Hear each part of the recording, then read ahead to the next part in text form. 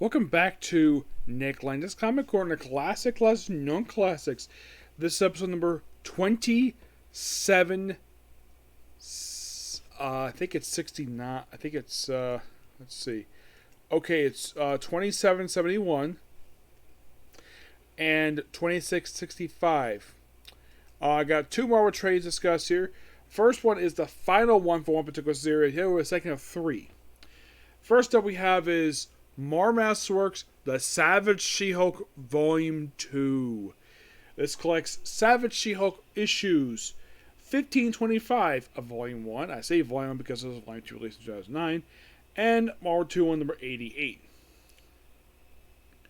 The issues in here are pretty much all written by one writer, David Anthony Croft. Mike Vosberg does all the issues for Savage She-Hulk. Alan Kuperberg does he does basically Marvel 2 one issue. And these issues were released from the period of April 1981 to February of 1982. And of course the June 1980. So mostly put, here's what happens in the course of these issues.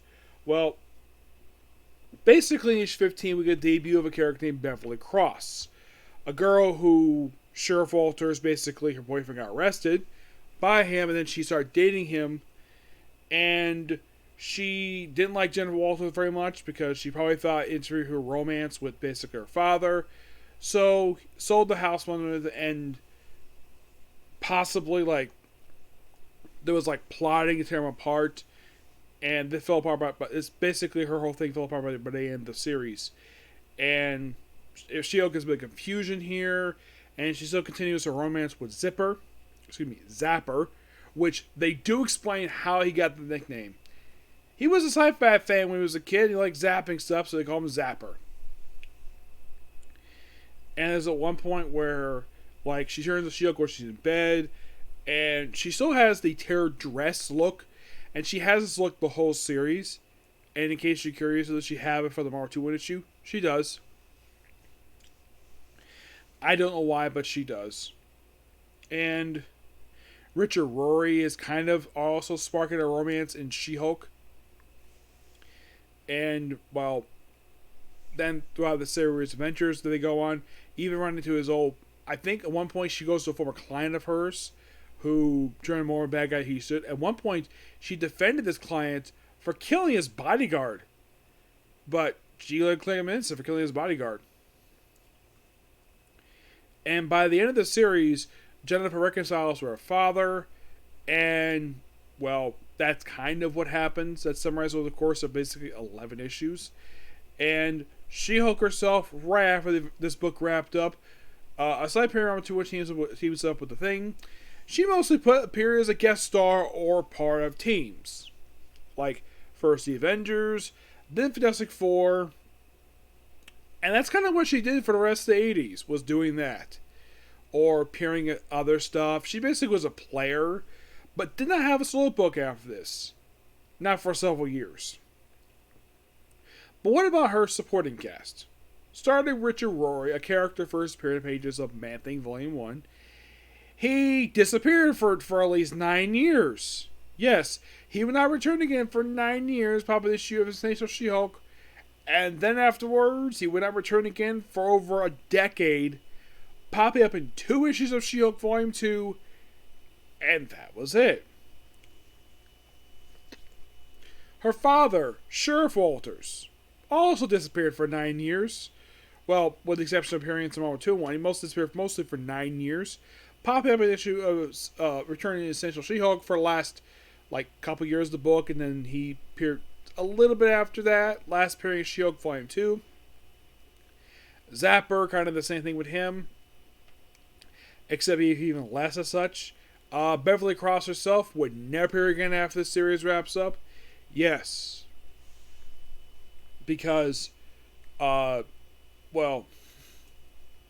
kind of what happened here. Yeah. It's kind of strange, though. You have this really interesting supporting cast for She-Hulk, and some of them don't really appear again.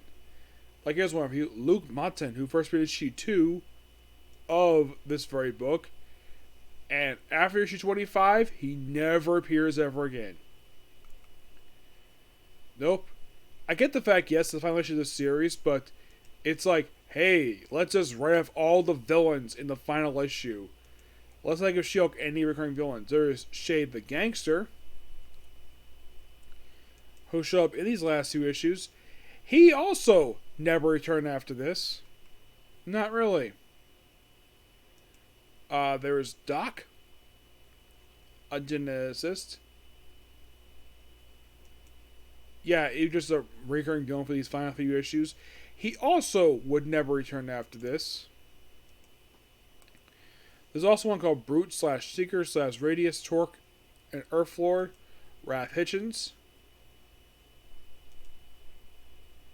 He also would never return after this. So yeah, say bye-bye to all these villain characters appearing in this last issue, because they never appear ever again.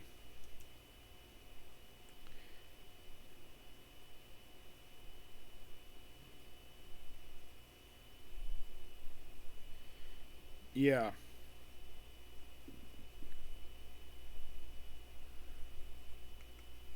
And that's kind of in a way the series in a nutshell. Also, the final issue has kind of the first appearance of Elaine Walters. Who is Elaine Walters? She-Hulk's mom, who we mentioned died back in issue 2. This is kind of her first appearance of what she actually looks like. Yeah. At least got appreciate though She-Hulk will continue to appear after this, but not her supporting cast, sadly. But final thoughts on Savage She-Hulk. Pretty interesting series. If you're interested in getting some early She-Hulk, I recommend checking it out. It's not very long. It lasted for 2 years, surprisingly. And keep believe only like the first issue was written by Stan Lee. Yeah, Stan Lee wrote the opening issue of the book. Yep. You could say that She-Hulk herself was one of his last major creations. And then like, oh, let's have David Croft, who basically been the regular writer of this book. Excuse me. Yeah. He was like the only other writer who wrote this book.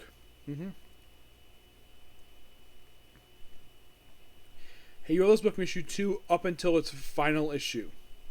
He will return to do Marvel 288, which he would write, and issue 89, which was not featuring She-Hulk at all, but featured there. But hey, at least you got... One thing at least got praised in this book, at least it had a consistent writer. Not much consistent artist per se, but we did have a consistent writer. And the first issue is very historical because aside from the fact it's the first appearance of She-Hulk, it is basically also... You could say that it's just sort of because prior to this issue coming, I think like the only Bruce Banner's family would never explore in comics prior to this, from what I could tell. Now, yes, his family will be explored in Peter David's awesome run for Incredible Hulk, but this is before that. So they had him here to appear as sort of a background as a character, just simply introduce him into the world, have She-Hulk introduce the world of Marvel superheroes. And it is strange though for a character called for She-Hulk to not have official costume in this book. You would think, oh, she have a costume that she wearing the nice, sleek, fashionably designed costume. Was this book first appearance of that? No. She did not start wearing a regular costume until after the book ended. Why in the world that they decided to have it where she had her outfit be a torn white dress, I have no idea. At one point, she stopped being Jennifer Walters throughout most of this book because that's what I wanted to do. Issue 2 is also another historical issue because this is basically like...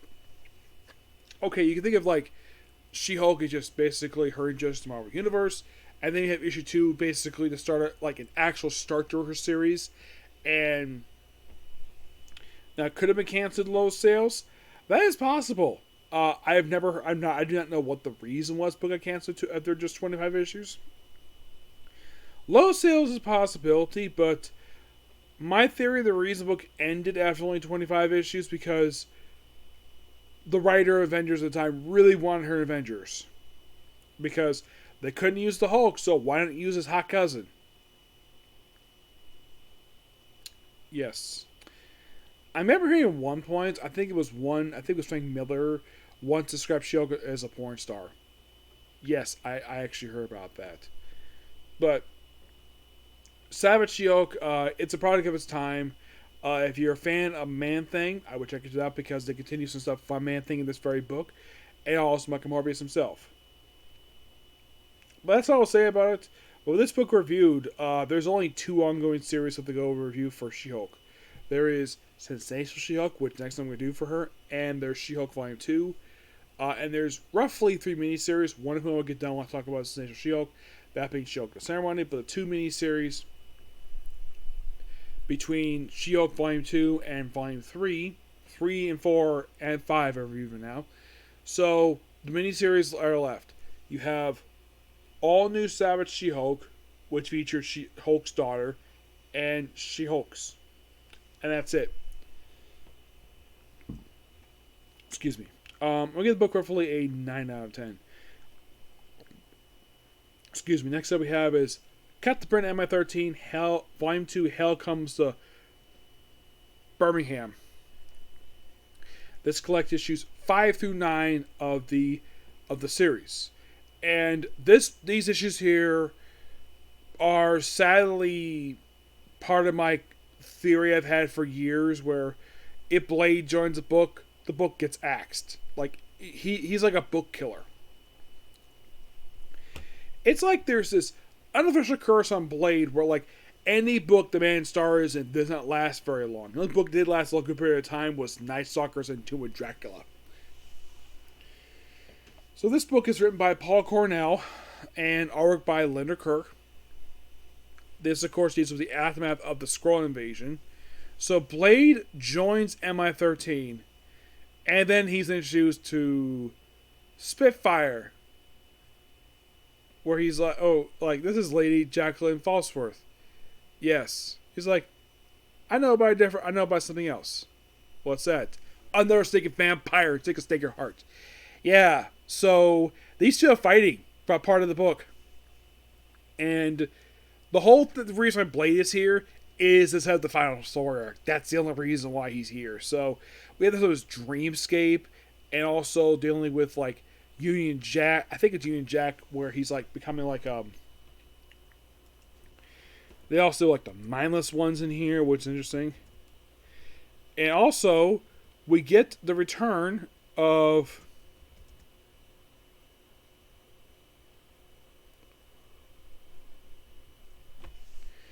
we also find out that Megan is alive. Yes, Megan. As in the wife of Captain Britain.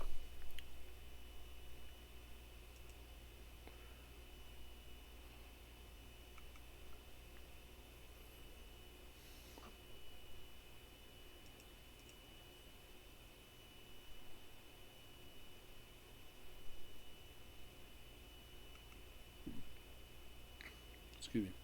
Also, the group at this period of time for this book, for this story arc, the group is comprised of Captain Britain himself, Spitfire, Blade, Pete Wisdom, Dane Waltman, aka the Black Knight, Fuza Hassan, who is also known as Excalibur,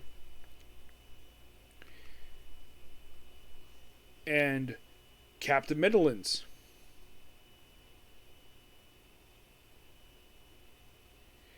Yeah, who he was tricked to basically get his wife back, who died. Yeah, and then, well, then of course he's arrested for treason. Yep, and then by the end of the story, Captain Midlands commits suicide. Sadly. Mm-hmm.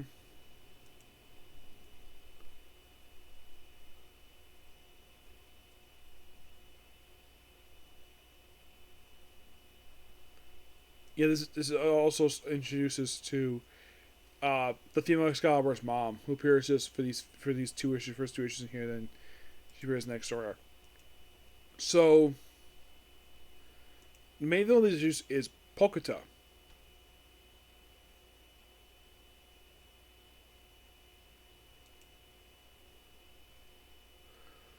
Yeah, he's here for these issues, and then he pops up one more time after this, and that was it for him. Yeah. Also, supposedly Jamie Bradley gets back, but turns out just an illusion.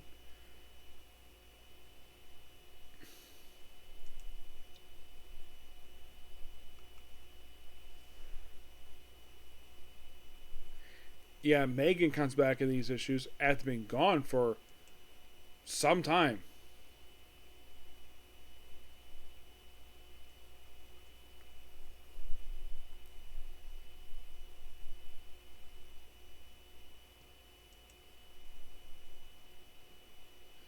I mean, she had been dead since House of M.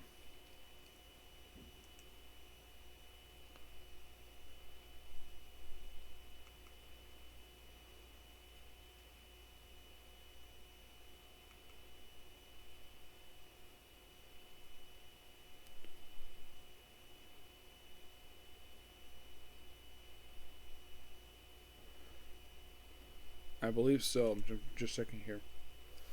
Because by the end of this, he thought he was just seeing an illusion, and it turns out, nope. She was indeed alive the whole time.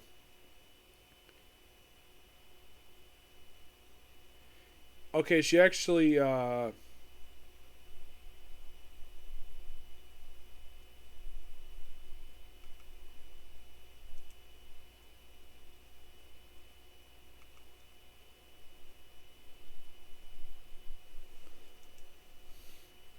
last appearance part of this very book was actually in the miniseries Clandestine.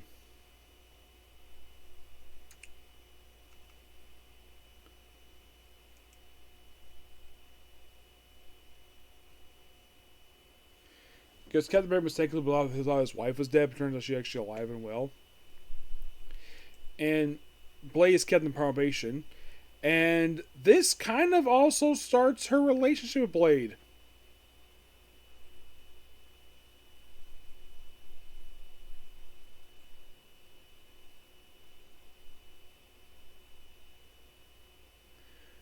Yes, a relationship that is, for some reason, ignored after this book wraps up.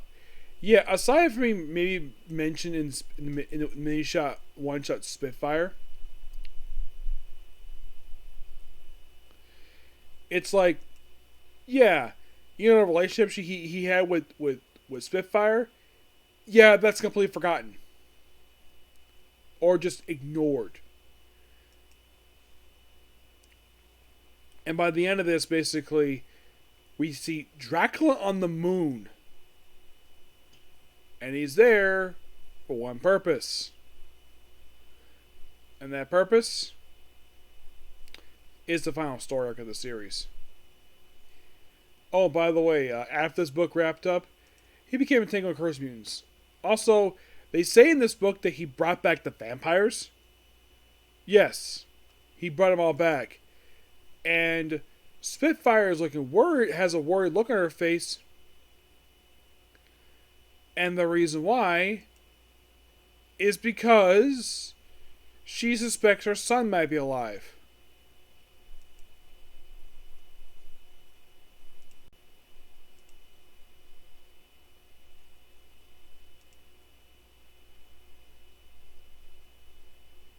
Yeah, her son being Keelan Cranton.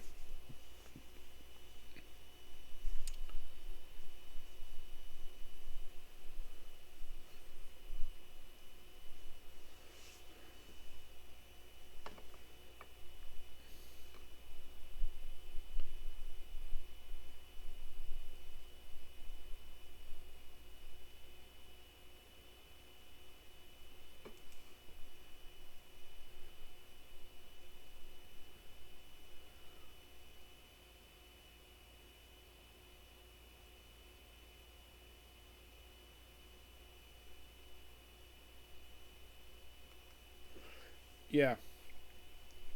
but still really enjoyable issues. If you're familiar with the Excalibur book, or at least anything related to Captain Britain, I would definitely recommend checking this book out. Book was really good. Got one more trade left to go, and then we're pretty much done with this book. Okay? So yeah, that's a particular review. Oh, by the way, this book I give a 10 out of 10. Book was really good. So that's a particular review. Please be sure to like, comment, subscribe, turn notifications, and do not hit the dislike button. Next up is My Hero Academia. Okay, thanks, Phil. Bye.